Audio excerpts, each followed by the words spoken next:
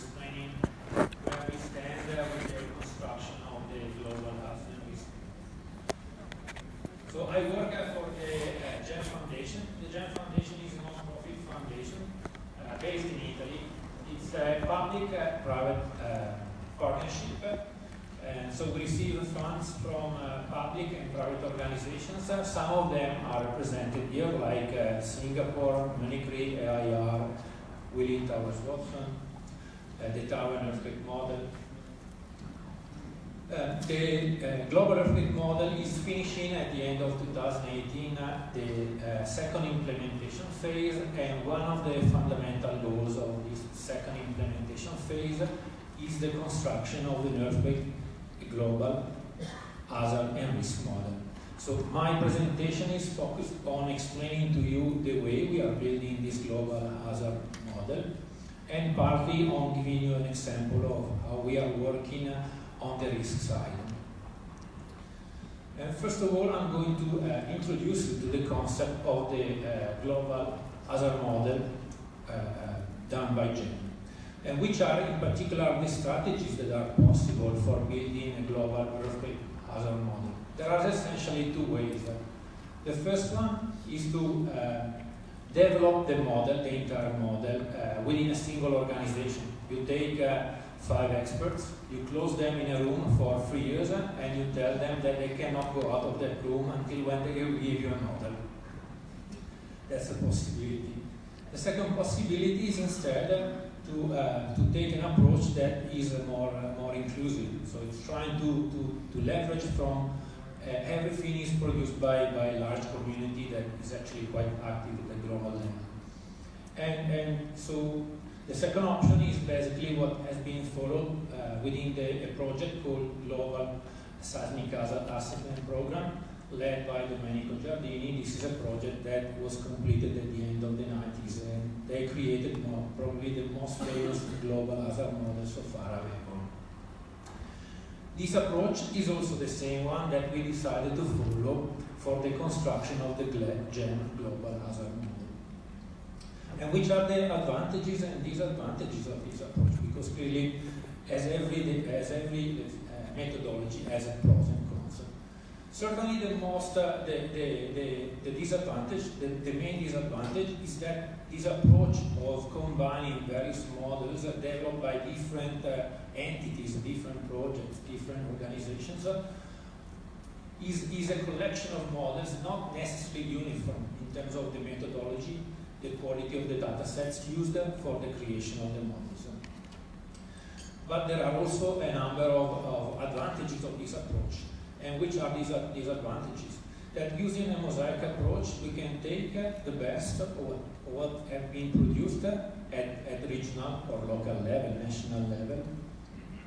We have a very high level of buy-in from the local organizations, and this is indeed something that we consider extremely important in terms of reaching with time global uniformity in terms of the methodology used.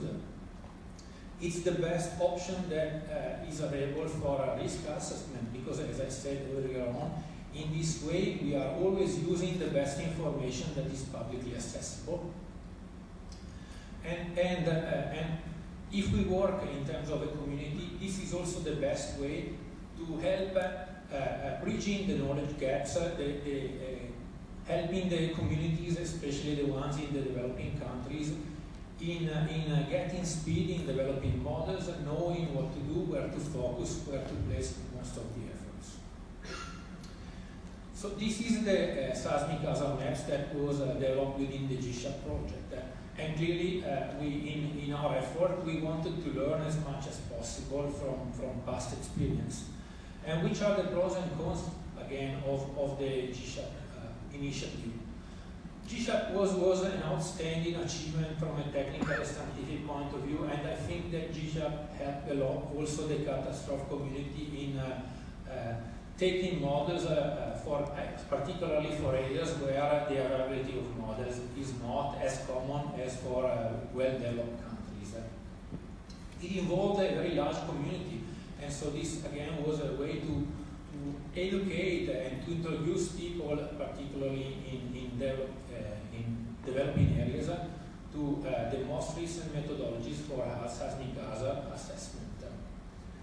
And overall, it represented a large improvement in terms of our knowledge of hazard at the global scale.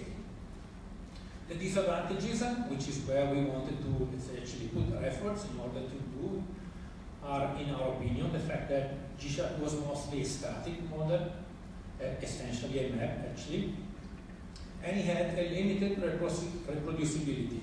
What does that mean? Well, it means first of all that it cannot be considered, if a model is not reproducible, it cannot be considered a scientific product, first of all. And secondly, if it is not reproducible, basically every time you are building the model, you want to update the model, you are starting from scratch. And that's a big disadvantage and not a very efficient use of resources. So because of these disadvantages, what we wanted to do in the construction of our model is not just to give the map or the collection of models, but to create an overall framework that goes from the basic data sets until the construction of the models and their testing and validation. So within GEM, we are collecting openly accessible data sets. We are developing tools for the preparation of models and for the calculation of hazard and risk.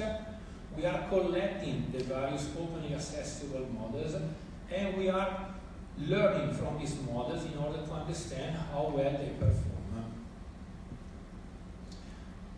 So that's the mechanism that we are trying actually to put, it's in place now, and that we are using for the construction of the overall model. Which are the characteristics of the model, which are the criteria that we are using in compiling, in creating this collection of models, how we are building the mosaic. So the approach that we've been trying to follow is using different tiers in a decreasing level of preference. So first of all, in the first year, the first year includes all the models that have been developed either by well-recognized national agencies like the USGS for the United States and ID for Japan, or projects that have been created at the regional level by a large pool of organizations like the SHARE model for Europe. SHARE is the acronym of seismic hazard assessment in Europe. The second tier, if for a certain area a model that is responding to the requirements of the first tier is not available, then we move down to the second tier, which is including the models that are not developed by well-renowned agencies, but are publicly accessible in general through a scientific publication. That's, for example, the case of the India model, where so far we haven't been able to establish an overall collaboration with local organizations. If also that condition is not met, the third option was actually to develop a model internally at GEM. So that's really the last option that we've been using, and is not the preferred one because, as I explained, we try as much as possible to be inclusive and to work with the local communities. So which are the characteristics? Where are the models coming from? And maybe it's not, the colors are not particularly clear, but there are basically 4 categories of models that we are using for the compilation of this global mosaic. There are the national seismic hazard models, so models implemented by the national agencies. We have other models that were implemented in a different, were implemented for a different PSHA code, for another code that we basically transformed into the OpenQuake engine format. We have models developed internally by GEM, and we have models that, as in the case of India, were implemented taking information from public papers. In terms of the tools that were used for the calculation of hazard, there are fundamentally 2 categories that are composing the mosaic. In yellow, in this picture, you see the models that were created originally with a different code from the OpenQuake engine. So that's the case, for example, for the Canada model, for the US model, or for the model, the National Seismic Hazard model for China. Then there is a pink area that is actually quite large, that includes all the models that are part of this compilation that have been created directly using the OpenQuake engine, which is the hazard risk and calculation engine developed by the global earthquake model. What does that mean? It means basically that once an organization is developing a new model, the framework that we put in place is capable to take directly this model and to incorporate that model inside our compilation.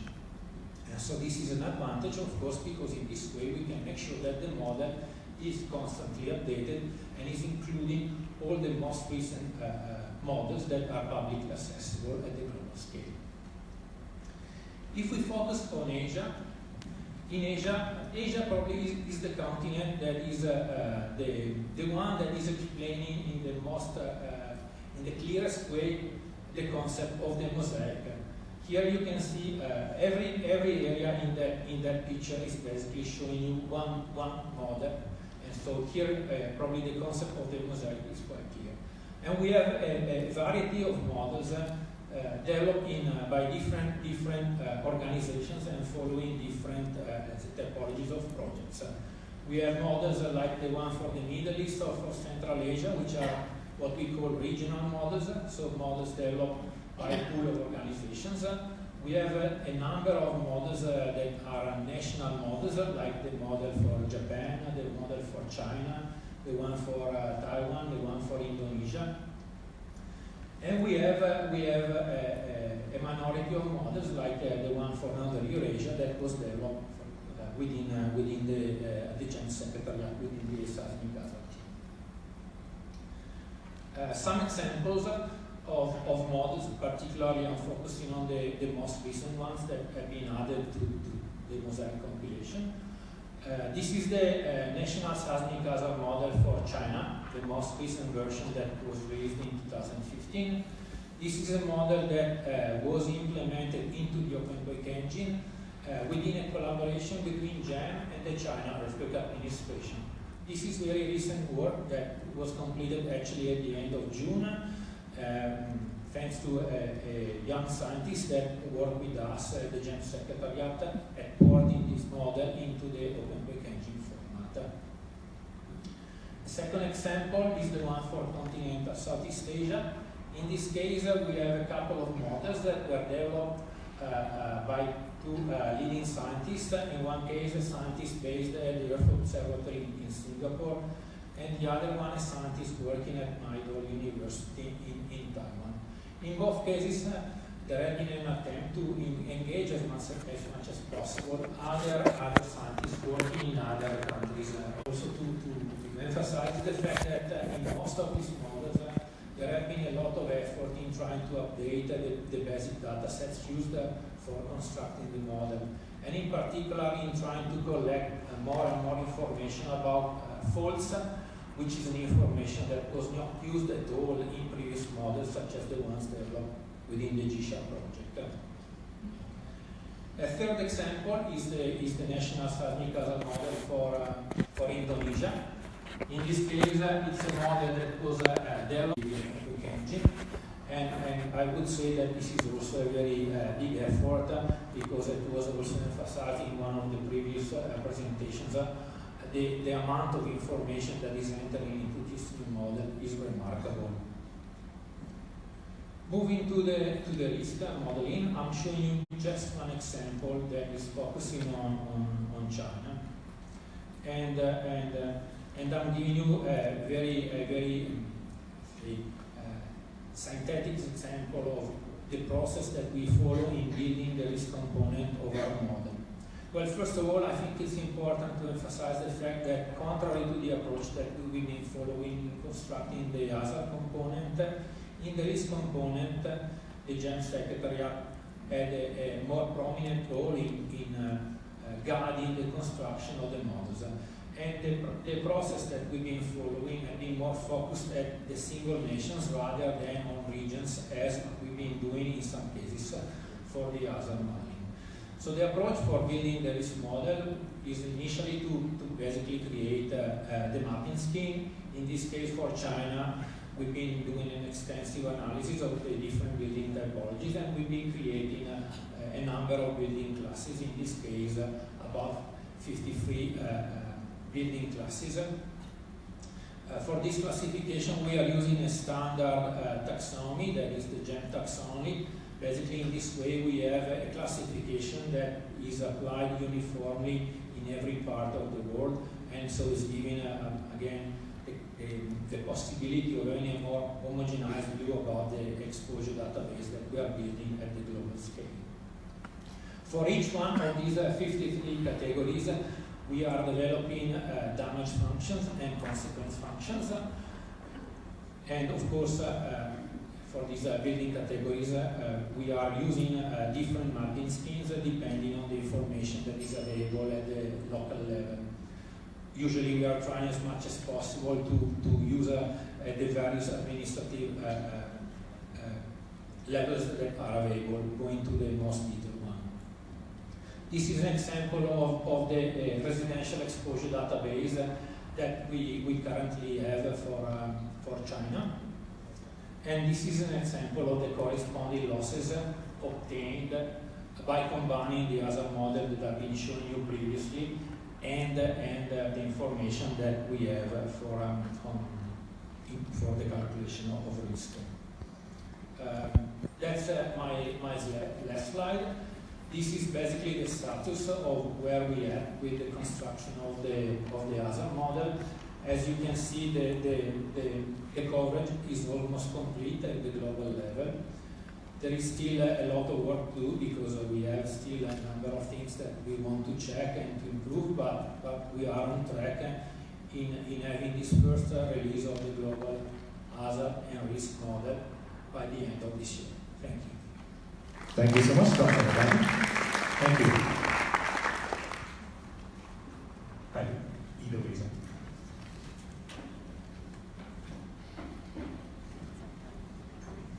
Next, from the Civil Engineering Department, Tsinghua University, Beijing, China, our next speaker will be touching on pre- and post-earthquake applications of large-scale dynamic analysis of cities. Please help me welcome Professor Xi-Zhen Lu. Professor Lu.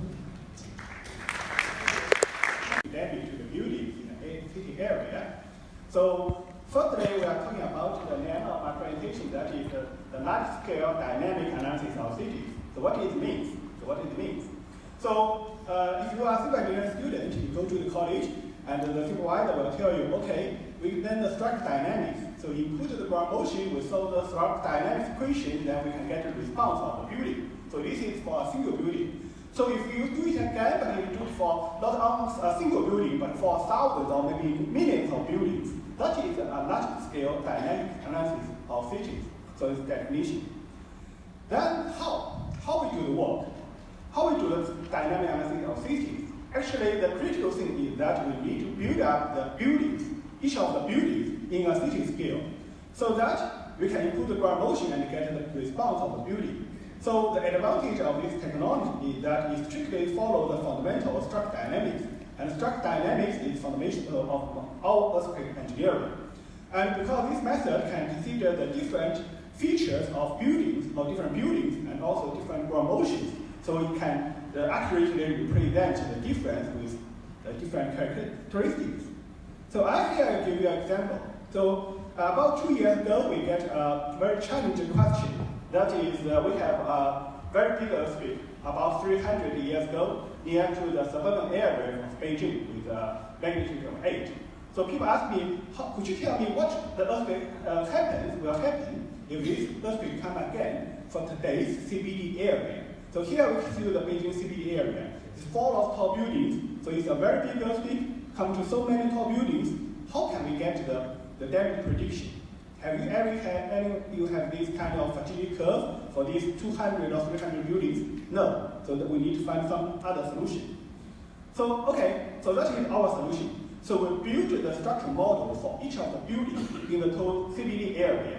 So for most of the buildings, we use the multi-degree of freedom model to model that. And for some very tall or very special buildings, we build a very detailed model to represent the detailed behavior of the buildings. Then we give the ground motion to the buildings, and we can see the shaking of the city, all these tall buildings, subject to this scenario earthquake. In this scenario earthquake, the Chinese earthquake administration help us to generate the ground motion for different buildings. So each building have different ground motion due to the different size and different distance to the epicenter. You can see the beautiful dancing of the building in the city area. But in addition to this dancing, we can also know the damage of the different buildings. For example, here shows a different color, and different color represents different damage of the building. So blue means no damage, green means light damage, and yellow means moderate damage. So we can know the damage not only on different buildings, but also know on different buildings, on different stories, and each sectors. So it's very clearly to show people, okay, what will happen if earthquake struck the city again? Okay, so then why we do this work? So anyone can use this technology in addition to Hollywood. So that is, we want to find a solution. Actually, before earthquake or after earthquake, we all need to do the earthquake damage simulation. Before earthquake, we need to do the disaster planning, and after earthquake, we need to do emergency response. So traditionally, how we do this work? So firstly, we get a seismic magnitude at magnitude of 7, and then we predict the seismic intensity. And when we get the intensity, we combine it with the building model, we input the fertility curve, and then we get the loss. So that is what we are doing for recent something like 30 years, or something like that. But if you're looking at all these procedures, you can see that from the magnitude to the intensity, from the intensity to the fertility curve, and from fertility curve to loss, there's a significant uncertainty in the prediction. Here is some example. For example, how we can get intensity. Here is a very simple equation that actually most of the equations are based like this way, that we know the magnitude, we know the distance, we predict the intensity. But if you really look at the data that get this relationship, you can see there's quite a lot of uncertainty in this regression. So this is first thing. And then, what is intensity? So if you're looking at the paper, there's almost 100 different kinds of intensity measures. Why do we need so many intensity measures? Because none of these intensity measures can very accurately represent the structural response. So for example, we have see here a lot of PGA. Here's a typical example.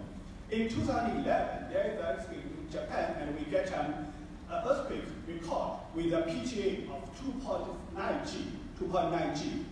So it is, should be a very, very big ground motion. But if you really input the ground motion to building, you can see that the building stands quite well.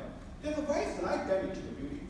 So that intensity measure, intensity is good, but it is not good enough to represent the damage capacity of different ground motions to the building. And finally, we come to the fertility curve. So I don't know what happens in different other countries, but this is really a challenge for China, because in recent 42 years, there is no big earthquake happens in densely population area in China. So how we can get this fertility curve? Many of the fertility curves is based on the earthquake, maybe 40 years ago, or maybe according to some damage to the rural area. How can you bring this data to the modern cities like Beijing or Shanghai or other areas? Here's an example. In 2014, there is an earthquake in China, and we can get the damage of the area, and we can also predict damage using something like fertility curve or damage probability curve.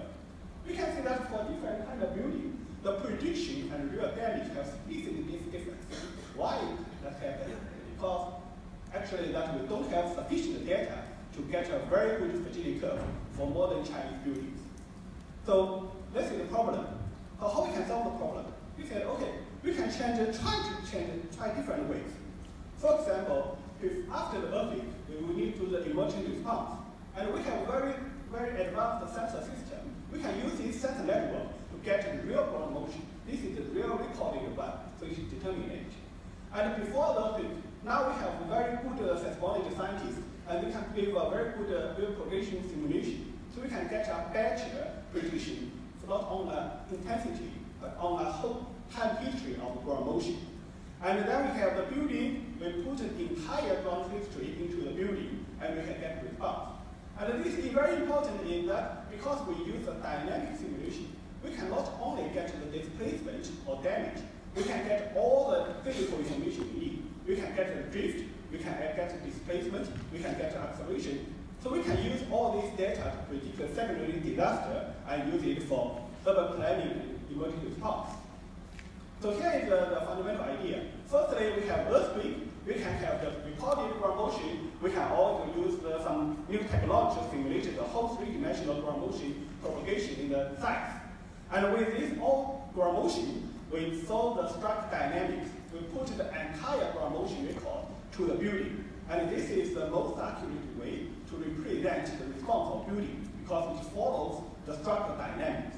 And when we get to the response, we can use it to predict, combined with some next generation of performance-based engineering like FEMA P58, then we can predict seismic damage and also the secondary disaster. Okay, so then we come to some examples. First is a typical example we use for the post-earthquake application. So every time there is an earthquake in China, then China's strong motion network will connect the ground motion near to the site. And then we connect the ground motion and put into our city model or building model, and we predict the damage to that area. So this is a typical example. In last August in China, there is a magnitude of 7 earthquake in Zhujiazhou in Sichuan area.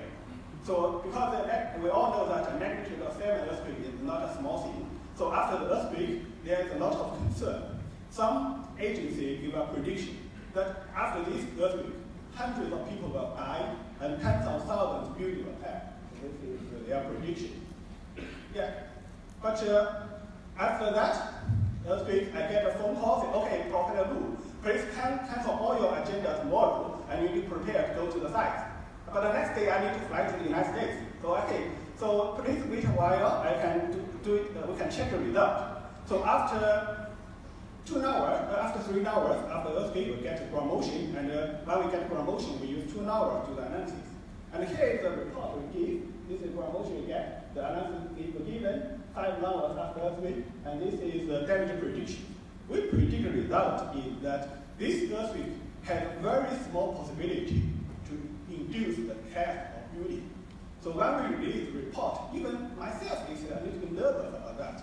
Come on, think about magnitude of 7 earthquake in rural area of China. No building will collapse. How dare you to say that? And here is the final result. There are more than 70,000 buildings are damaged. Only 76 buildings collapsed. So this collapse probability is very low, far away from the formal prediction that tens of thousands buildings will collapse. How we can do that? Why we can do that? It's not our capacity, field capacity. It is because of structural dynamics gives us the right answer.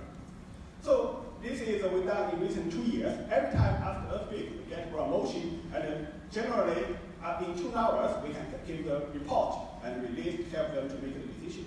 So this is the application for this technology for after earthquake. Of course, we can also use it for before earthquake. Here is a typical example that we work together with my friends in the United States. So the United States set up a big project called the NECRI, and one of the project in NECRI is called Think Center. It is located in UC Berkeley and led by Professor McLean and other US professors. And we work together with the UC Center to do a simulation for the seismic damage to San Francisco Bay Area. So this is what we do. Firstly, the UC Berkeley work together with Urban Sim to connect about 1.8 million buildings in San Francisco Bay Area. So you can see that. I think many of you are familiar with the map of the United States. So here is San Francisco, here is San Jose, and here is Oakland. So this is the whole Bay Area of San Francisco. And then the Lawrence Berkeley National Lab, they generate a magnitude 7 earthquake of the Howard Fault. So here you can see the ground motion. And with this simulation, as in our earthquake, we can input the ground motion, simulate ground motion to the 1.8 million buildings. So each building have different ground motion like this way. Okay, then we can shape in the whole Bay Area. So the format figure shows that what the building response to this earthquake. You can see that all the dancing of the downtown San Francisco is subject to this earthquake.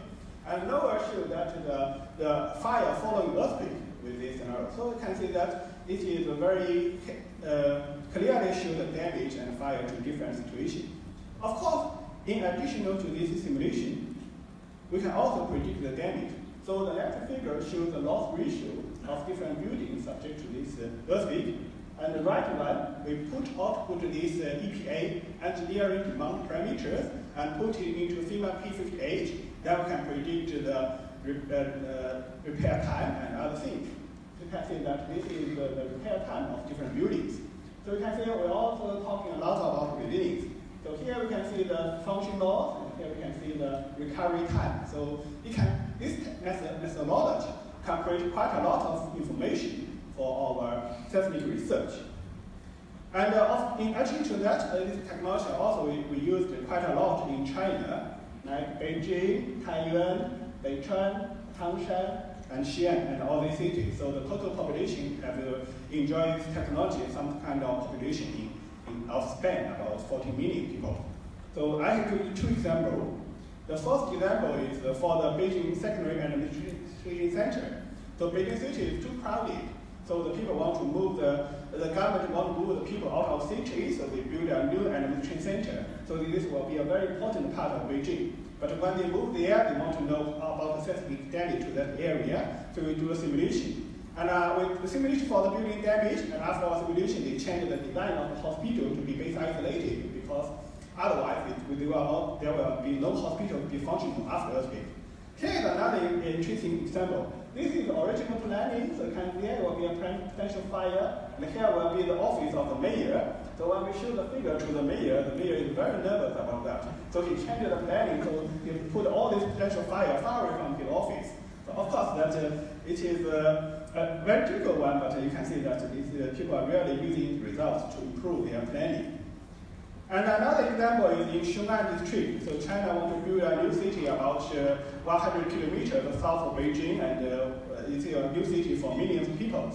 So we do the simulation. You can see that figure here, that we can simulate the different design intensity and report different damage to that area. And according to our simulation, we found the Chinese government changed the design intensity of that new city from 0.1G to 0.2G. So that it can provide a lot of better capacity for the resilience.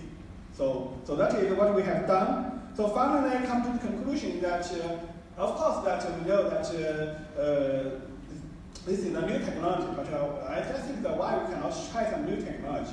So if you look at back for the recent 30 years, you can see that is the computer we are using, that is the cell phone we are using, so it keep advanced to the new technology. But for our seismic loss prediction, we are keep using fragility curve for recent 30 years.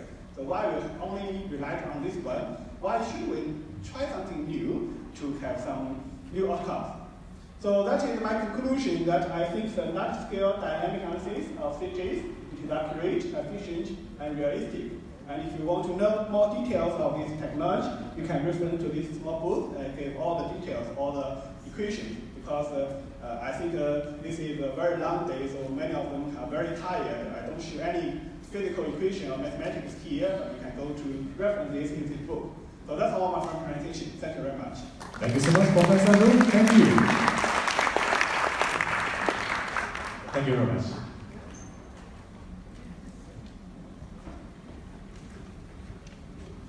Ladies and gentlemen, our next speaker is currently the Natural Catastrophe Manager at Swiss Re Corporate Solutions. His role there includes managing risk appetite, portfolio steering, and R&D in innovative risk solutions across the APAC region. And today's topic is a question: insurance that pays out without proof of loss.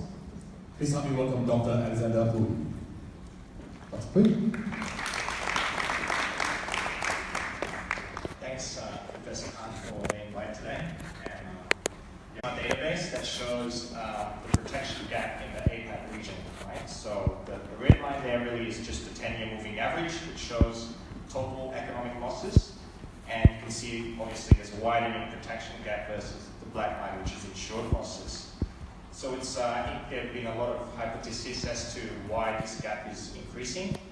And I think the primary reason that's been put forward is that, due to increased economic density. But latest research, and so far unpublished research, so I can't divulge all the details just yet, is showing that the climate signature is becoming very present in explaining some part of this widening protection gap. So that's a bit of a departure from previous findings from the Miller and Robert Moyerwood study from RMS about 10 years ago. Let's jump straight to a protection gap example closer to home. The Thai floods of 2011, I don't think they need much introduction. So what contributed to that shortfall of about 30 billion that you see on that chart there? Was it because no insurance was purchased at all? Or were there gaps in insurance coverage, such as contingent business interruption, CBI, business continuity expenses, or denial of access? As we know, Thailand was submerged, or the industrial estates in particular, was submerged for some 3 to 4 months. So nothing could get in and out, even if there was no damage, or even if, let's say, flood barriers were raised to protect the physical assets. And we know from case law, Orient Express versus Generali in 2010, that BI cover doesn't always respond as it's supposed to. So that paves the way for parametric solutions to come in to complement traditional indemnity. So this is the outline, just a simple outline of my talk today. The key intention is to demystify parametric insurance solutions. So I'll start by going into what they are, just taking a step back. Practical examples from a practitioner's perspective. What's parametric? How do we actually implement these solutions? Important structuring considerations. And finally, I'll unveil a little bit of a teaser, Hayes Insurance, and the direct challenge to Professor Shah's assertion this morning that little innovation is taking place in Asia, not enough. So the definition of parametric insurance is pretty straightforward. It's a payout on a predetermined basis and on a predefined index. So that index could take the form of wind speeds, ground motion, accelerations, and so forth. And importantly, it's not based on actual claims reported, unlike traditional indemnity that we're so used to. And the benefits of parametric solutions, among many benefits, it's the fast payout that you get. There's less uncertainty because all the underwriting is done it's ex ante. And then there's a straightforward settlement process. So you don't have to wait for all the loss adjusters to come in, especially in a very serious catastrophe event where a lot of time and resources are taken to estimate the claims. And importantly, I think it's important to sort of realize that parametric solutions is not meant to cannibalize traditional indemnity, rather it acts on a complementary basis. And the myriad applications of parametric insurance, such as emergency expenses, to plug shortfalls in inadequate capacity, and also, most importantly, non-damage business interruption. And I think because most of us here would be more familiar with traditional indemnity, I thought it would be instructive to go through at least how is parametric insurance different from traditional indemnity. And I probably won't go through the whole exhaustive list that you see there, but I'll turn your attention to the basis risk question. So what is basis risk? It's actually the risk of, let's say, an insured not getting a payout, although they've subscribed to a parametric structure. For example, a wind speed of a certain intensity that occurs, but they don't get the payout, although the wind speeds meet the threshold, and so forth. But also, I think it's important to realize that basis risk is also present in traditional indemnity policies through policy conditions, through the deductibles, and also, importantly, exclusions in the wordings. So I think we just have to put them all in context when we weigh parametric versus traditional indemnity. And I think parametric is often confused, in my experience, with catastrophe bonds. So I hope this chart helps to explain it to some extent. Parametric is simply the trigger mechanism. So indemnity, as we said before, is based on claims, actual damage and claims reported, but parametric is based on an index. So that's the only difference. But the risk takers could be the same or different.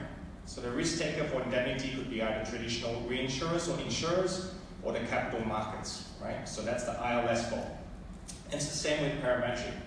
And when it comes to regulatory burden, it's important that parametric can take on different forms such as catastrophe bonds. And I think the confusion came up because Parametric actually grew out of catastrophe bonds, and I think Gordon will talk a little bit about it and take a walk down memory lane in his talk a bit later. But yeah, it's important to realize that Parametric can also be accepted by traditional insurers and reinsurers. So here's an example of a parametric solution, cat in the box. As you'll see, it doesn't have to take the shape of a rectangle or a box per se, but this is actually a circle here. And it basically pays out if the typhoon, the center of the typhoon tracks within that box, which in this case is just east of Hangzhou, and the typhoon intensity reaches a predefined threshold, as we can see. And it's important for that threshold to be set to sort of match the underlying exposure's vulnerability to the wind damage, for example. So this is just a sample structure where you get full payout when there's a super typhoon occurring. And this intensity is actually reported by an independent third party, in this case, the Chinese Meteorological Agency. So that's one variation of the covers. Another one could be an intensity-based cover. So this is actually an RMS H-wind event footprint for Hurricane Irma. And as you can see, the pink color actually represents higher intensities. And let's say we're interested in this asset right here. We can also structure a parametric structure based on the nearest grid point that shows intensity that's close to what's actually being experienced by this beach resort in question. And we can structure a payout accordingly. So I think in the spirit of minimizing basis risk, it's really important to structure a parametric solution in the best way possible. And there's no hard and fast rule as to how to do this. But several questions and important questions come to mind, such as how much capacity is actually sought by the insured, especially if we're covering something like non-damage business interruption. You've got to look at their revenues, their loss of profit, understand the business. And also risks associated with third-party reporting. What if the instruments fail in the event of a very severe typhoon or earthquake? When the instruments fail, is there a backup station somewhere? And also deep understanding of the underlying hazard. 2011, Tohoku earthquake. No one thought that magnitude 8.4 could occur from a megatrust earthquake. So we need to improve our understanding of these hazards to be able to make structures that are fit for purpose. And also, I'll touch a little bit upon historical event validation. That's basically being pragmatic about parametrics, the way you structure it. We talked about cat in the box before. I think there was a structure a number of years ago from Fondant in Mexico where it actually paid out for an event that actually caused less of a market loss in, I think, Hurricane Patricia's case, rather than Hurricane Odell that happened the year before. It was a multi-year deal, but it actually paid out for a lesser event due to the way the polygon was structured around Mexico. And also counterfactual analysis, looking at the near misses, and Gordon will touch more on that later. I'm sure we didn't pre-plan this 1-2 combo. So now I'd like to take the time to introduce Hayes Insurance. May I have a show of hands? Who was here during September 2015 in Singapore, Indonesia, or Malaysia? So about half the room was here. So, I think memories tend to be short. At least in the insurance industry, they tend to follow a Markov I order process of memorylessness. But I think it's instructive at this point to remind everyone that in 2015 there was a wide outbreak of transboundary haze. So from burning of the peat forest in Sumatra, in particular South Sumatra, that infected or moved haze across the whole region. And this event importantly led to an estimated damage of USD 15 billion in Indonesia alone, not to mention other places in Southeast Asia. So what we're thinking about at Swiss Re is to provide parametric cover for non-damage business interruption. But to do this, we would need to be able to model the underlying risk, which is extremely complex.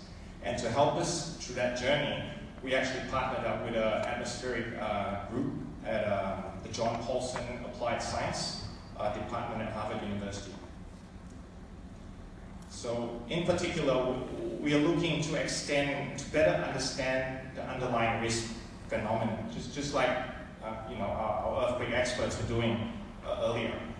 So we've used the geoscan model, which is the Goddard Earth Observatory System model, developed at Harvard University to try and understand how haze behaves. So for example, this model actually slices the Earth into different grid cells, as you can see. And for each grid cell, it overlays emissions tracked from modest satellite data and also atmospheric variables from NASA, such as wind, humidity. And then they carry two other boxes in a dynamic manner. So this is fully dynamic model. And what that helps us to do is to look at the evolution of haze into the future and also reconstruct records back into the past where we don't really know what was happening. So lastly, I'll just leave you with this, which is a resimulation of the 2015 haze event as seen by the forward version of the geoscan simulation model. Thank you. Thank you so much. Rudy?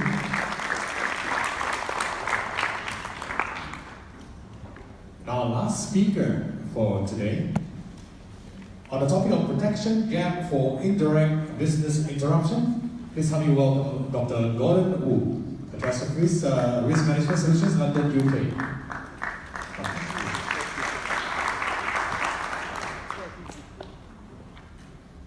A resilient society is a society which is resilient through and through. It's a society where every sector of the economy is resilient, where every corporation, whatever size, is resilient. Now, take one particular sector of the economy, tourism. Tourism is the weather vane of resilience, in the sense that tourism is a discretionary activity. Next month, I'm going to Beijing on business. No number of dancing buildings in Beijing, such as we saw from Professor Liu, is going to stop me from going to Beijing next month. However, if I were going to Beijing as a tourist next month, I might have second thoughts. I might rather go to a place which is less seismically hazardous, like Qingdao on the coast, where my mother was from. It's a beautiful seaside town. Tourists have choices. And so, if you say any country was exposed to hazards, the first industry which can potentially suffer is the tourism industry. So my presentation this afternoon is the last presentation of the day, and I'm glad to tell you it's largely about tourism. I'm sorry to tell you that there's a dark twist to it, which relates to the hazard exposure of tourists. And one of the main themes of my talk is the Disney Corporation. Okay, so you think of memories of your trips to various Disney theme parks. So this is my first slide, going down memory lane, as previous speaker said.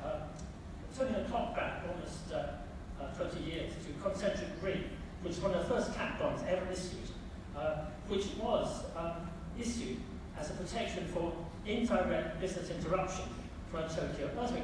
Just to clarify, indirect business interruption is a business interruption which is not the result of a particular facility or building actually suffering damage from an event, but rather it's business interruption due to an event occurring somewhere else, which causes a loss of business to your particular site or building. So in this particular case, Tokyo Disneyland was very concerned that in the event of an earthquake in the Tokyo region, in particular an earthquake here on the Nankai Trough, which we're still waiting for, they were concerned that an earthquake like that would cause such damage in the Tokyo region that even if there were no damage at all in Tokyo Disneyland itself, there would be such loss of business that the place would essentially have to shut down. Okay, that's the background to it. And so, again, turning clock back 20 years, this innovative type of trigger structure was devised, which had 3 concentric rings. That's why this catastrophe bomb is called concentric ring. And these circles. And the trigger structure looked like this, with the payouts depending on the magnitude of the earthquake, plus also the location within the various rings. So this was actually a very successful cat bond. The first agent was Goldman Sachs, who did a great job in the early days in marketing cat bonds. And it was also successful because it didn't trigger. So if you look at the earthquakes in Japan during the period of this particular cat bond, no event occurred which would have triggered the bonds. I should say that the whole cat bond industry required the initial cat bonds to have been successful investments for those who bought these bonds.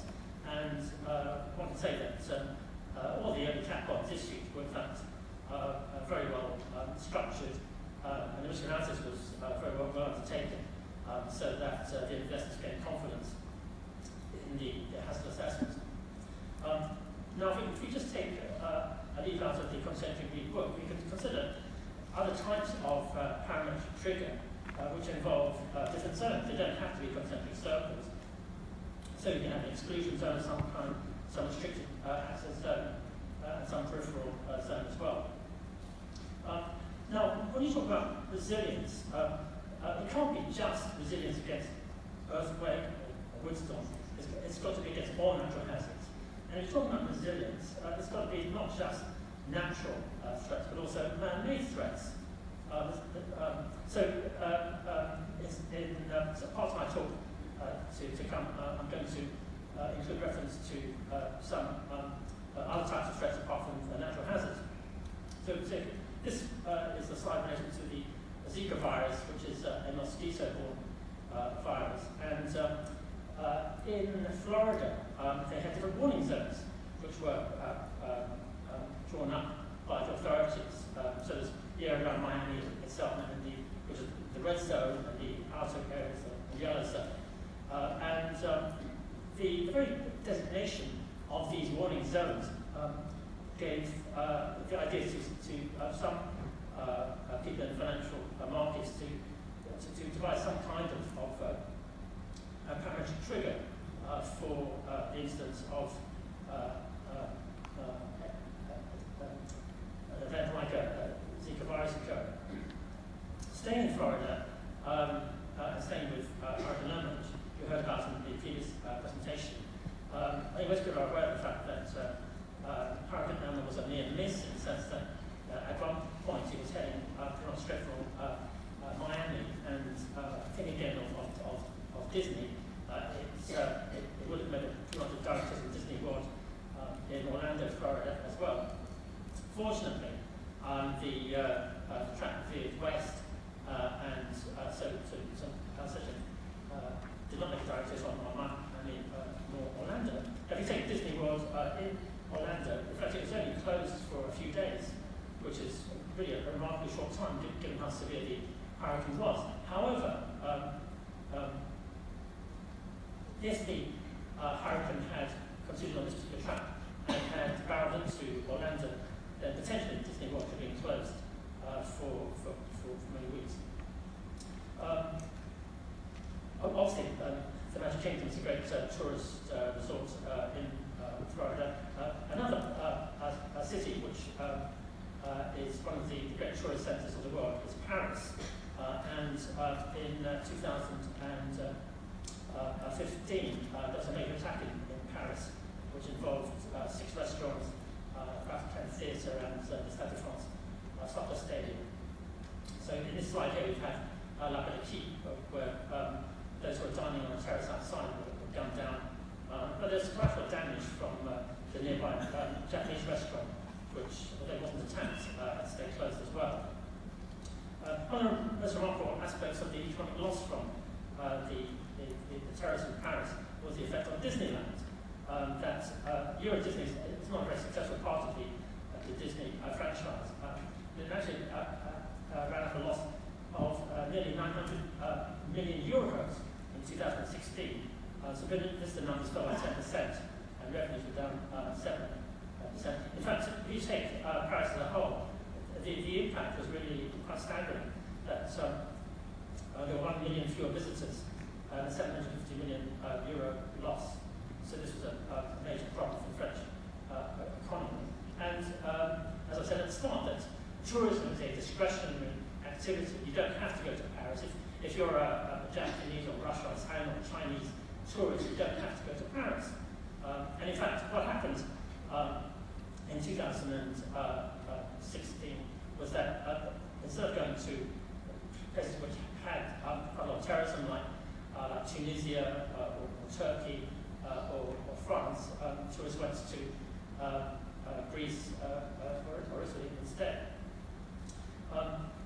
Okay, that's terrorism. Now, this event, which I'm going to talk about next, was not terrorism, it was a state-sponsored assassination which took place in the sort of my home country of England. And I don't think when I tell you about this, that this is only some local English problem, that there are people who are living in England who are targets of Russian assassination. Okay, the fact of the matter is that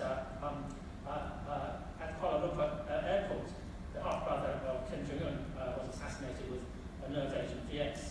And what happened in Salisbury in March this year could happen anywhere, and in particular it happened here in Singapore. And what happened was really appalling, that Sergei Skripal, who was a former Russian agent, was poisoned together with his daughter. They had lunch in this restaurant, the Zizi restaurant, drink at the Mill Pub, but ironically on the Zizi restaurant website, the last review of the restaurant was a glowing call for approval by one dinner who said, the garlic pizza is to die for, she said.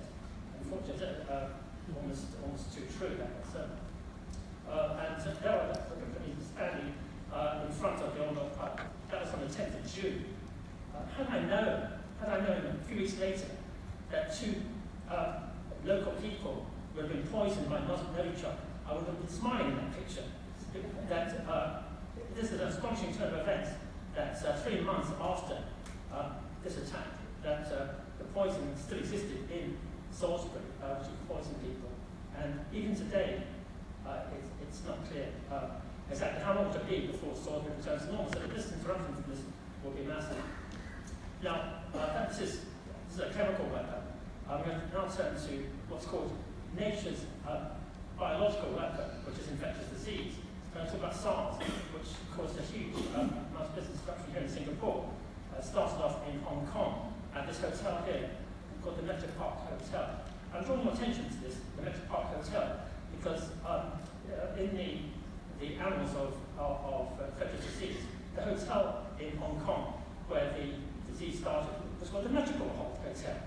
So if you check into a hotel and you say it says, it's Metro Park, not Metropole, don't be fooled, because it's exactly the same hotel. The hotel occupancy in Hong Kong was down to 15%, not down by 15%, was down to 15% after from the SARS thing. And again, tourism is a discretionary activity. Tourism in Singapore was down 61% in the first half of April of 2003, and retail sales were down by 50%. So moving on from SARS to the biggest actual threat to humanity, which is that of pandemic flu. I think in Peter Hooper's presentation, in the slide from the World Economic Forum on the event which caused the biggest loss of life, I think pandemic was included on this slide. This year is the centenary of the great 1918 pandemic. If you're not worried about pandemic influenza, it's because you're less than 110 years old. Now, the fact of the matter is that this pandemic actually started in China and was brought to Western Front by the Chinese Labour Corps, which was recruited by the Chinese government to try to get Xinjiang back from the Japanese at the time. So that's my personal connection with the pandemic, is the maternal connection with Xinjiang. Now, the point about pandemic influenza is that the impact on the economy is staggering. This is just a picture just showing what the impact is of absenteeism in companies that if you have 20% absenteeism, then many businesses just can't operate, have to shut down. Okay, so this is in terms of potential economic loss, I mean, this is almost certainly the biggest global loss now you can think of. Now, there's some really interesting new science in the study of pandemics, but I have to tell you because this is something which is important to every single person on the planet, to you, your families, your friends, and so on. And it's this. This is a concept called antigenic imprinting, which is that the first flu to which you were exposed as a child is the flu to which your body responds in later life. And if the first flu to which you were exposed was of a different group from the prevailing pandemic flu, you've got serious problems. The situation is that in 1918, the age group which was most at risk were people who were aged 28 years old. Subtract 28 from 1918, and that's later in the afternoon, but subtract 28 from 1918, you get 1890. 1890 was the date of the previous pandemic. And the 1890 pandemic was like a Russian flu, was H3N8, was a different group from H1N1. So those people who happened to be born around the time of the previous pandemic were first exposed to this other kind of flu. When the H1N1 flu turned up in 1918, they were in serious trouble. So, in fact, the paper which describes this was only published in November 2016, and it had the wonderful title of "First Flu is Forever." First flu is forever. So, for those of you who've got young families, like young children, please get a diary now and write down the first flu to which your child is exposed.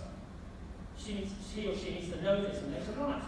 Okay, because when the next pandemic occurs, it makes a big difference exactly what the flu was to which the child was exposed. So a lot of this work which I've been doing in the context of Army's life as we have a pandemic this small, and something life insurers don't know about. The fact that it's not just the age of people which is so important in setting the vulnerability, it's their birth date. It's the birth date which is really important. Okay, and this is my last slide for our questions, which is in the slide there are two very famous people who caught the 1918 flu. Now, I'm not going to tell you who the gentleman on the left is. That some of you would probably have a good guess there, but he was born in 1869. So he was in the late 40s when the 1918 pandemic came around. So he was too old to have really been in the kind of danger zone of Asia. So fortunately he survived. And the young man on the right was too young, but he was 16 years old, this young man, when he caught the flu. And they both survived. And the young man is Walt Disney. Walt Disney is this young man on the right who caught the 1918 flu. Fortunately for all of us, and all our children and so on, he survived. And obviously, had survived, this presentation would not have been possible. Thank you. Thank you so much. Dr. Wu. Dr. Wu, please take a seat. Now, Dr. Wu will be one of our panelists for this last panel discussion, and I would like to invite the rest of our speaker panelists to come and join us on the stage. Please help me welcome Dr. Pagani, yes, Professor Lu, and Dr. Bui. Now, chairing this panel will be Associate Professor Edmund Loh.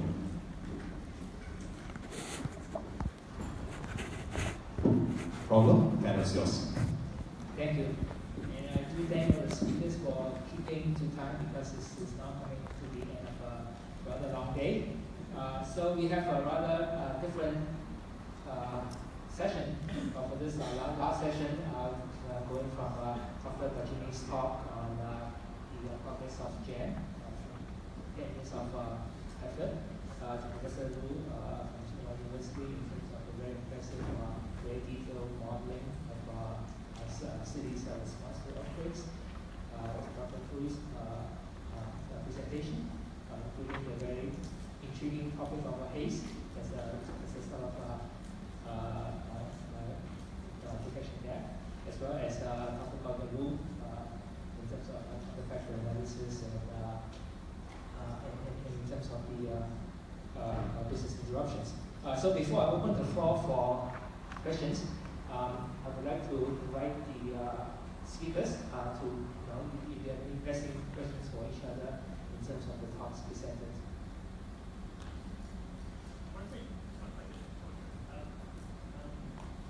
I so admire the work of Professor Liu with his quantum buildings.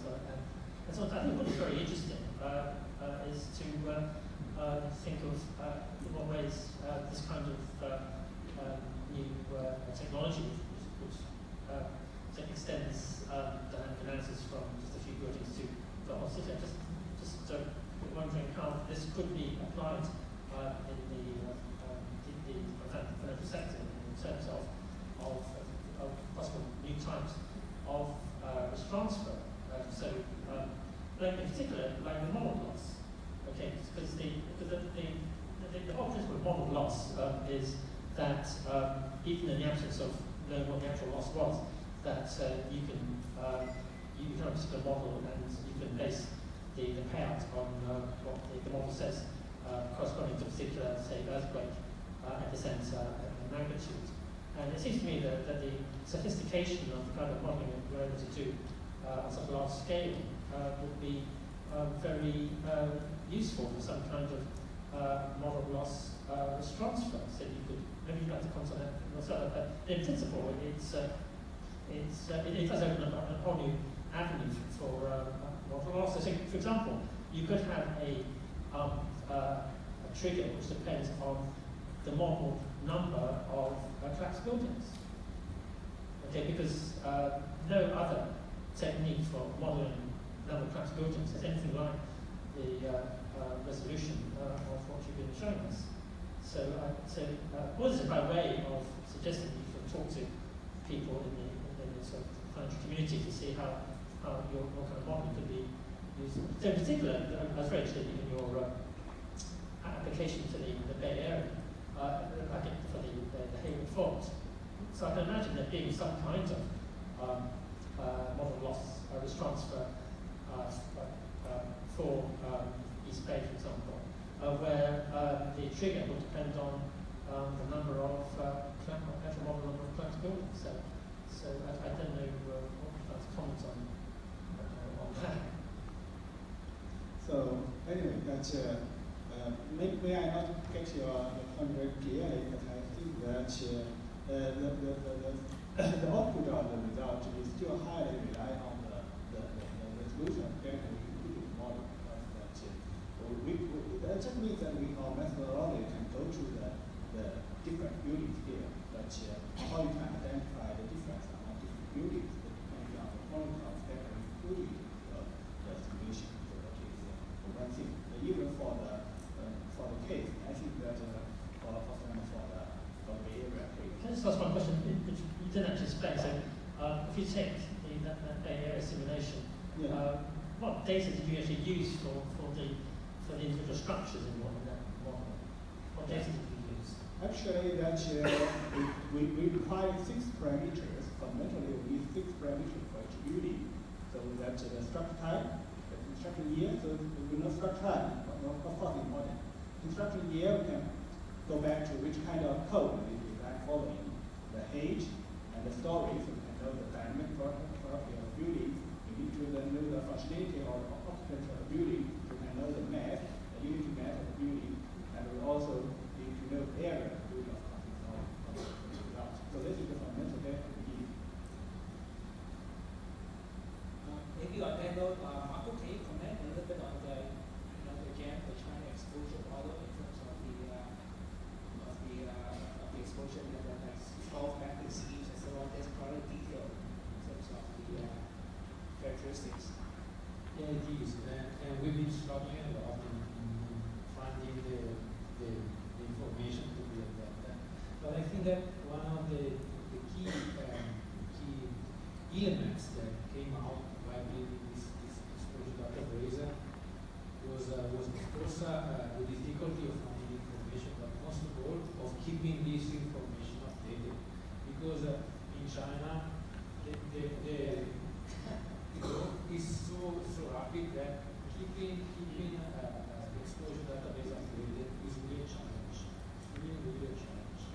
And if you want to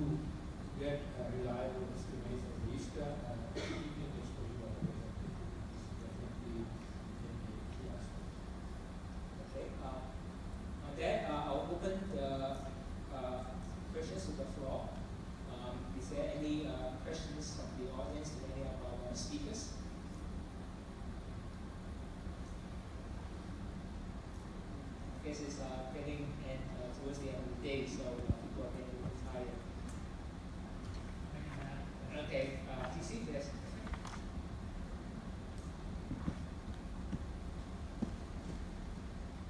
I don't get a drink if you don't ask questions. As to resolution, the results that you shown is very impressive simulation for both Beijing and San Francisco area. One of the slides that you showed, I think it's for San Francisco, has a review of time and reconstructions. So I think that's related to part of the resilience questions. I'm just looking at Professor Hans. I don't know whether he's in the room, which has a large program on future resilient systems of cities. So one of the hardest questions is to define resilience and finding the time that it requires and resources required to rebuild back to a acceptable level of performance with a given time frame. So I just wonder what has gone into the curve that you've shown, what are the background information that you use to compute the time required to rebuild? Thank you, Professor Pan. Generally, that it is following the framework of FEMA P58. We all know that FEMA P58 can give a very detailed database, fertility curve for different components to compute their time. So we use the normalized tools to simulate to predict the number of structural and non-structural components in different buildings, and then we can predict the median repair time according to the fertility curve in the FEMA database to predict the repair time of building. But of course, that because we have limited information for different buildings, so this is we can only predict the median result, and we currently cannot go further to detail. So generally, we use the FEMA P58 curve to predict the repair time for the building. So this is the technology fundamental based on that. So the whole procedure have already open sourced on GitHub network, so that anyone can interested in the background, you can refer to the website and get all the code to do the calculation. Thank you. Any other questions from the floor? Yes, there is a mic. This is Gogo Ma from Taiwan International University. But the seismologists are question to Professor Lu, also for the buildings. The seismologists, we know actually for every earthquake we have different scenario because the rupture, conductivity, all different kind of parameters into the simulation. And in your presentation it's fascinating, but sometimes it's just one of the examples to show whenever the earthquake occurs, what the response to the buildings. So my question is whether we can actually look at it in the other way. It's like for every building or high-rise building, what is the most sensitive parameters to the collapse or intense kind of collapse of the buildings, and then we see whether there's any possibility of the sources which might give this impact or the probability, and then we can actually come to somehow a risk management. I just wondered whether this kind of concepts being built in your model or being have some idea behind this. Yeah, I think this is a very good question. I do not go to the detail, but for the simulation for the tall building in Beijing area, we found a very interesting finding that the low-rise building have more damage, but the high-rise building have more damage. Why that happens? Because according to that scenario earthquake, vertebral motion to the CBD area, because of the basing effect of the Beijing area, that in the fundamental period from 2 seconds to 6 seconds, there's a peak in the response spectrum. That peak does not included in the design spectrum of China, but this peak will induce a lot of damage to the high-rise building. I think that in the United States also have a very good talk about the basing effect to the tall buildings in Los Angeles. I think that this is also the similar things for the many cities like Beijing, the Beijing effect, the long vibration period, motion, the damage of the tall building. And all this damage is not included or considered in our current empirical ground motion equations.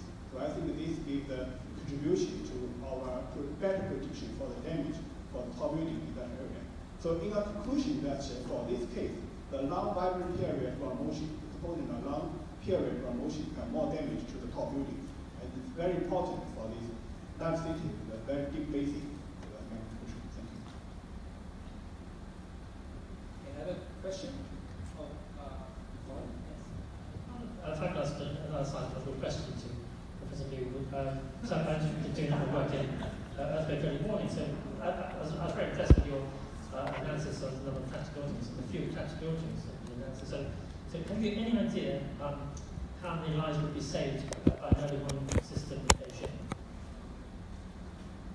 Well, actually, that the early warning system in Beijing, I think it is a complicated question. Because first, the fault condition in Beijing is complicated. They have a faraway fault, like we simulated the magnitude 8 earthquake. It's about 40 kilometers from downtown Beijing. So it can buy me some time to respond. But there's also a magnitude of 6.5 earthquake, just 3 kilometers to my office. So that if that earthquake happens, it is something like blind zone of this back zone of the early warning. That would be a blind zone, there's a early warning system, so you can get a warning. That means that it almost cannot be one. So this is the first thing. The second thing is that we need to train the people to behave suitably for the earthquake. Currently, most Chinese people, they don't know how to say hide and cover. They just want to run out of the building. So I show that in Beijing CBD area, there are about 200,000 people working in that area. 200,000 people working in that area. But the empty ground, on the ground, there are only space for about 80,000 people to stand. So if these 200,000 people rush out the building at the same time, it is a totally disaster. People will kill each other. Too many people on the ground cannot find a place to stand there. So I think that early warning is a very good thing, but early warning needs to be connected to the other systems, particularly training to the normal people, make them behavior like the right way.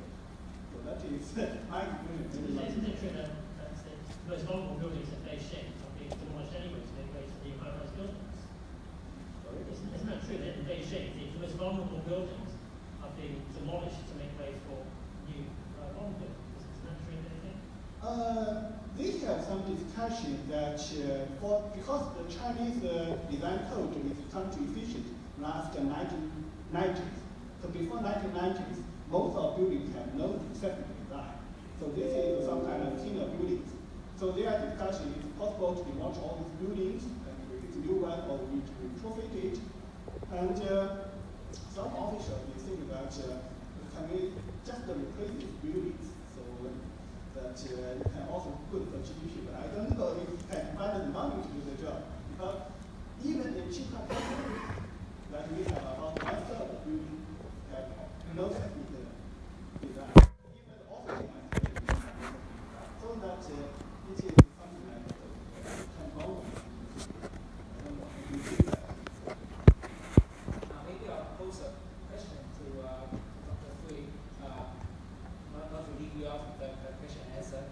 I find the initial work on the haze kind of intriguing in the sense that, yes, there's a atmospheric transport models and chemistry models, the atmospheric model, we probably reach a haze. But when the source of the haze is the burning of the default and so on, that one is a sort of, in some sense, a failure of clients and people breaking the law, so to speak. How do you sort of incorporate that in terms of a risk modeling? That's a very good question. I think, first of all, we have to acknowledge the very commendable efforts from the Indonesian government who have ratified the Transboundary Haze Agreement in they combat against wanted burning of the haze or the peak forest. But from our research, I think it's shown that the climate element has sort of taken hold as well. There's a big component that's attributed to climate due to all the land use change that has occurred over the years. So what happens with these peak forests are they're drained before they're suitable for planting palm oil estates, for example. So when that happens, I think the rehydration of these lands are going to take time. So as an ad interim solution, that's why we thought about what's happening to this protection gap. How can we build a solution locally?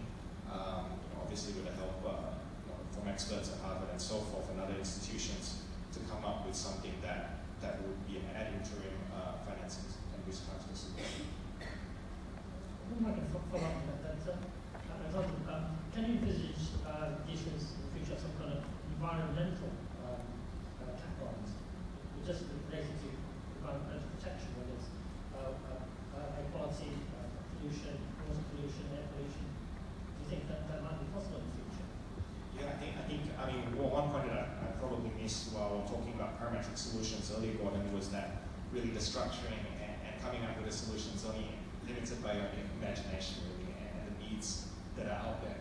So, definitely, I think, obviously, there's with any climate-related or trend-related product, there'll be a strong, the EL will be moving, the expected loss will be heavily impacted by the trend. So as long as that is communicated, I think in agro covers, I come from a property background, so I'm not very familiar with agro covers, but I believe that low frequency climate variability is taken into account in the pricing. So I think it could be definitely leveraged from that aspect. Is there any questions from the floor?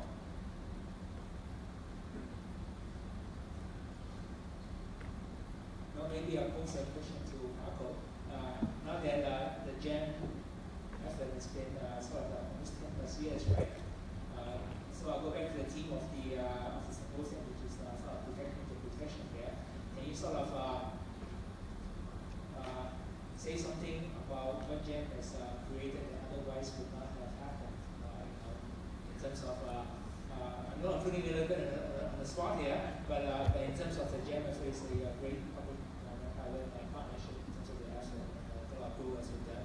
So to hear your views in terms of what GEM has advanced. Well, I think that one of the achievements has been certainly the possibility of working and engaging the local community.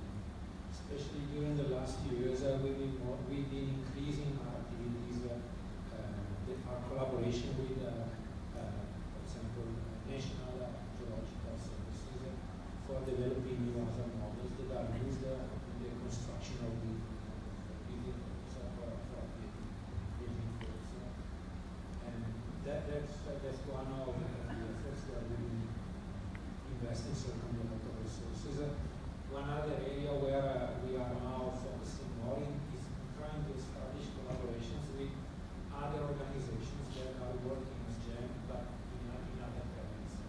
So, for example, we have a project now ongoing with the Global Weekend Model, and we are trying as much as possible in this week to leverage from resources and knowledge that is available in different communities.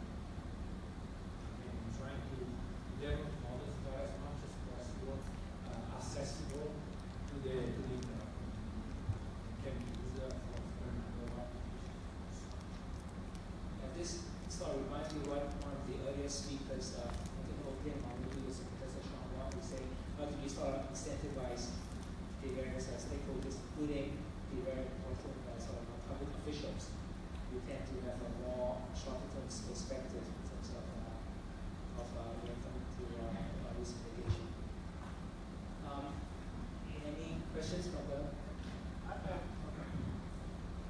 I also have a question. Going that while we're working on the global things that we need to do with different countries, but earthquake, the fault don't have countries. It just goes through from one country to other country. So how can you handle this problem? I have an example for Hong Kong. For Hong Kong, that in Hong Kong, the building design, they don't consider earthquake. but just across the river to the city near to Hong Kong, the seismic data is 1.5G, 0.15G. So that's just a river. This side, the earthquake, another side, 1.5G. So I think I only know what happened in Hong Kong, but I must happen in some other different countries. So how do you comment about this situation? You're absolutely right. This is the reason why we've been trying to work at different levels in developing the models. For example, if you take Europe, in Europe now there is a process that basically is an alternation between a regional model that is trying as much as possible to homogenize the information at the regional level, and the new generation of national models that are taking the information that is homogenized at the regional level, but improving knowledge with what is collected at the local level. And the next generation of regional model is again taking everything that is coming as new information from the national models and adding that information to the regional model. That's a kind of alternation that I think is a good approach in trying to homogenize as much as possible the models. There's also a law that still is required in terms of homogenization of the methods that we are using for building the models. For example, something that is considered extremely important in the other community is the way that you take into account the historical circumstances. This is a part of the process that is still quite variable depending on the areas where the models are developed. Any last chance of questions on the floor? Okay, if there are not, I think everybody's tired. I will close the panel. Any last comments from the speakers in the session? No, in that case, I thank you, all the speakers for the session, and thank you for the audience for the questions.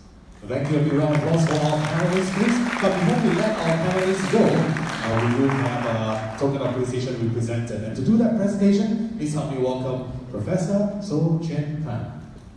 Prof. Pan, please. Dr. Bagani, our first recipient. Professor Lu.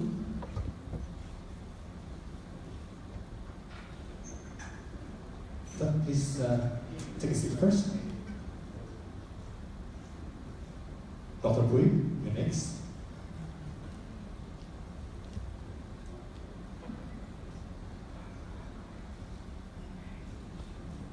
Dr. Wu.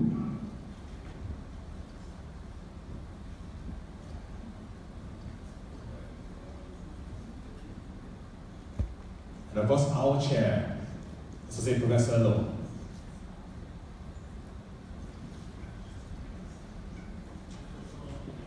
And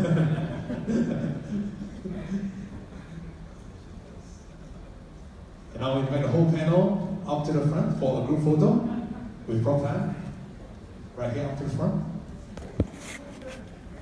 No need now, take your time. Now we're coming to the end of our symposium, but not before we hear from Prof. Pan for his closing remarks. So I shall now hand the time to Prof. Pan for the closing remarks.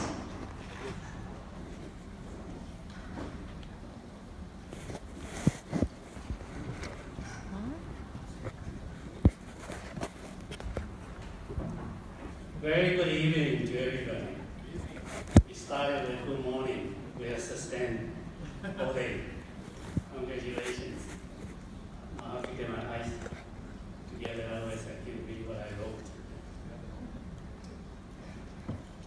Well, I'm going to just trace back what we have done for the whole day, because the last sessions that we just had is probably one of the more technical computation that we see with high resolution computation that can be coupled with high resolution exposure data. And of course, there are pandemic and haze, which are quite interesting that we're looking at. But if then go back to what we were seeing earlier on the session 3 about these poolings, as Rowan has rightly pointed out, it was quite exciting to see how Philippines, what I was talking about with cities. that we can actually have city-based insurance pools. And together with what my part was doing for Indonesia as a national gap pools, their innovations on product. And then China's pilot programs on the national insurance on residential buildings, both in rural and city areas. So it's quite exciting. These are large Asian countries with daunting risks they are facing. And all those efforts are really part of the effort towards increasing penetration in some ways, bridging the gaps. So it's quite exciting that we are seeing those efforts. If you plot all the earthquakes and put all the typhoon tracks over Philippines or over Indonesia, like what you saw on Pfizer's map, you can't find Philippines in Indonesia. They're just all over the place. So what they're facing is tremendous. It's really a challenge, and what they are doing is commendable. Then session 2, we have this cross-national views, where a couple of things we mentioned, but I think probably can be represented clearly by what Francis was saying about World Bank's efforts. And what he concluded on is really one of the things that we need to focus on, was to align the private sector's interests with the public sector's and for the goods of the public. And in doing that, part of the things that we're going to do in our next phase of development towards what the World Bank supported CGRIP, or Southeast Asia Disaster Risk Financing and Insurance Facility.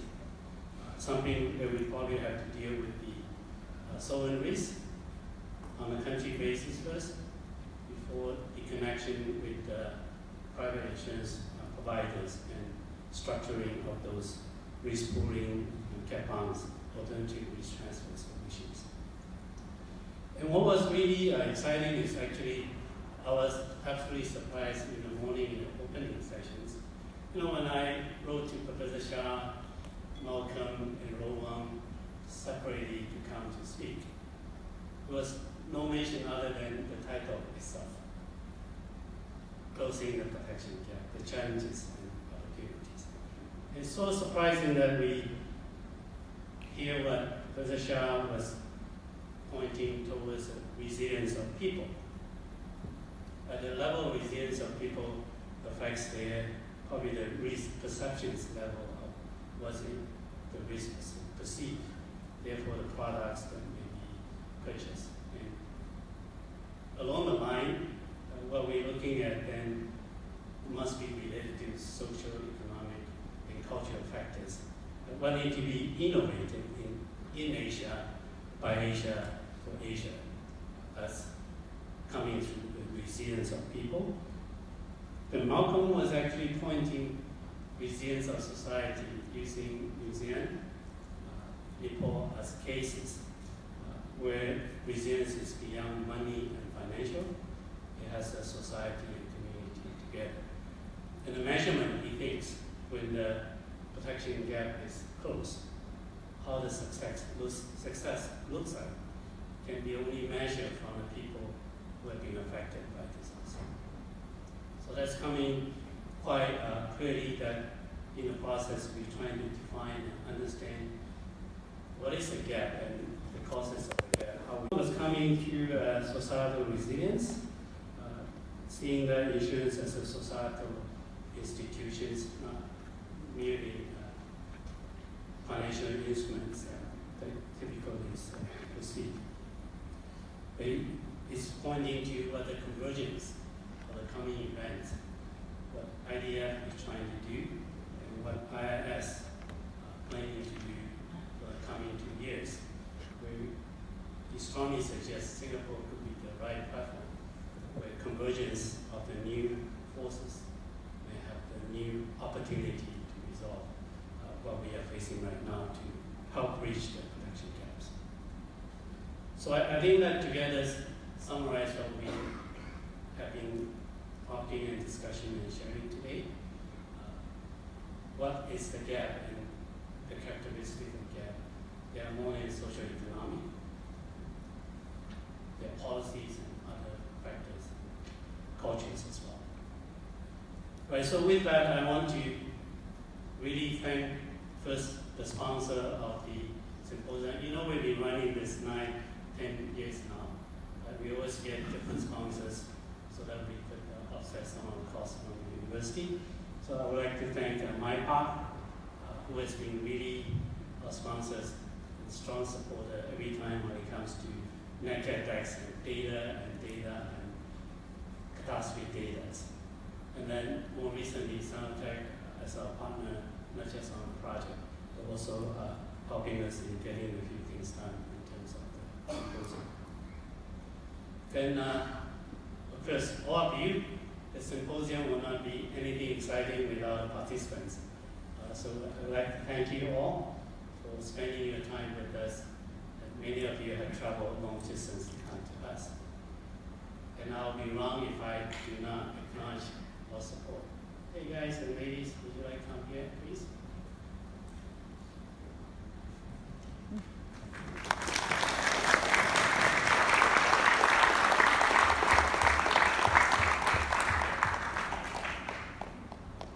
Alright, here is the project team. I think is already not complete. Can you please come up to the stage quickly? Run, show the power. It's going to be 6 o'clock, but it's okay.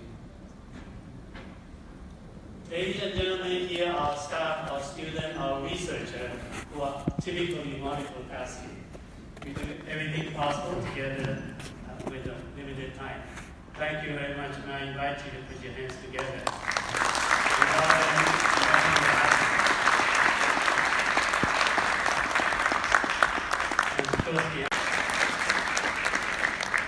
Alright, so I have to start thinking about what should be the theme for next year. I think it's the time to spend with us. Thank you very much. We'll see you next year. Let's give a big round of applause once again to our panel and his team. And with those remarks, we've come to the end of the symposium. We certainly hope that you have enjoyed all the sessions so far.